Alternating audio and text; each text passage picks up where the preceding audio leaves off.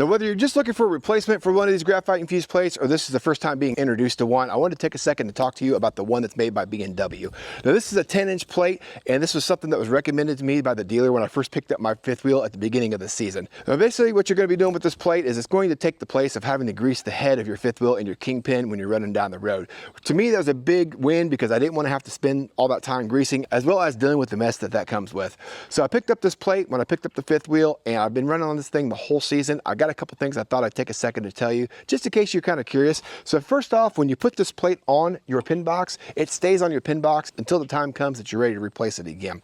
Now, there is a side on this thing as to which one goes up. Mine's worn off of here, but essentially this side here had a sticker on it when I first bought it. That goes towards the pin box. That is important to remember. So make sure you put this thing on the right direction. Other than that though, there's really nothing that you got to worry about until it comes time to replace it. As far as the wear indicators on this thing and what you're looking for, basically you're going to be watching for shiny spots or cracks, deep grooves in the surface, as well as spots where it's thinned out, and you can definitely tell there's signs of wear on this. For most of us out there that are kind of just doing the weekend trips, or maybe you're doing a half dozen trips a year, you could probably wear one of these plates for up to maybe 2 years at a time. For those of you that are running full time, you might actually be replacing this thing once or twice a year. So it really kind of depends. With me taking about a dozen trips a year, I'm probably going to end up replacing mine at the end of every season or at the first part of spring when we get the camper back out and start going again. But nonetheless, I want to take a second to show you this plate. It's a huge win for me because I don't have to deal with the mess of the grease now. And this has been one of those great purchases where it's cheap enough to purchase. And I keep an extra on me at all times just in case something were to happen to this on the road. I've got one on hand that I have as a replacement.